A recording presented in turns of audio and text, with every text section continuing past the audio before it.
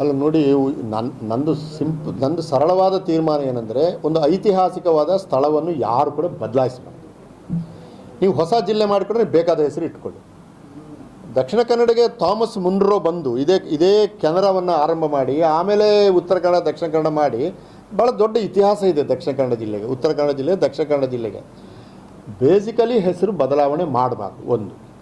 ಎರಡನೇದು, ಅದು ಮಂಗಳೂರು ಅಂತ ಯಾಕೆ ಇಡ್ಬೋದು?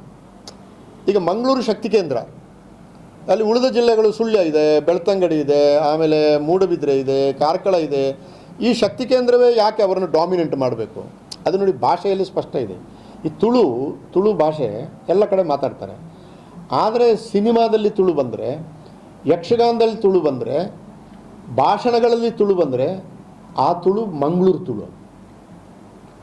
ಬೇರೆ ಕಡೆ ತುಳು, ಈಗ ನಾನು ಸುಳ್ಯ, ನನ್ನ ಊರು ಸುಳ್ಯ, ನನ್ನ ಸುಳ್ಯರ ತುಳು ಮಾತಾಡಲ್ಲ ನಾನು. ಭಾಳ ಕಷ್ಟಪಟ್ಟು ಮಂಗಳೂರು ಅಂದರೆ ಹೆಂಗೆ ಭಾಷೆ ಮತ್ತು ಆರ್ಥಿಕತೆ ಚಟುವಟಿಕೆ ಕೇಂದ್ರಗಳು ಒಂದಕ್ಕೊಂದು ಪ್ರಭಾವಿಸ್ಕೊಂಡಿರ್ತವೆ ಅಂತ. ಹಾಗಾಗಿ ನನ್ನ ಒಂದು ಅಭಿಪ್ರಾಯ ಅಂದರೆ ಹೆಸರು ಬದಲಾವಣೆ ಮಾಡಬಾರ್ದು. ಎರಡನೇದು, ಮಂಗಳೂರು ಅಂತ ಹೆಸರು ಬೇಕಾಗಿಲ್ಲ. ಅದಕ್ಕಿಂತ ಹೆಚ್ಚಾಗಿ ಇಡೀ ದಕ್ಷಿಣ ಕನ್ನಡ ಜಿಲ್ಲೆ ಕಾಸರಗೋಡು ಸೇರಿದಾಗ ನೋಡಿ, ಆವಾಗ ಕರ್ನಾಟಕ ಏಕೀಕರಣ ಆಗುವ ಕಾಲಘಟ್ಟದಲ್ಲಿ ತುಳುನಾಡು ಅಂತ ಇಟ್ಟಿದ್ರೆ ಕಾಸರಗೋಡು ಹೋಗ್ತಿರ್ಲಿಲ್ಲ ಕರ್ನಾಟಕದಿಂದ. ಯಾಕಂದರೆ ಚಂದ್ರಗಿರಿ ನದಿವರೆಗೆ ತುಳು ಮಾತಾಡ್ತಿದ್ರು ನೋಡಿ ಜನ.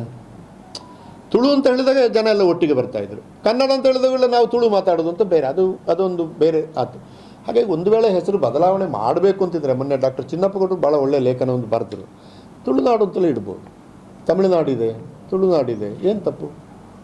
ಕನ್ನಡ ಆಡಳಿತ ಭಾಷೆ.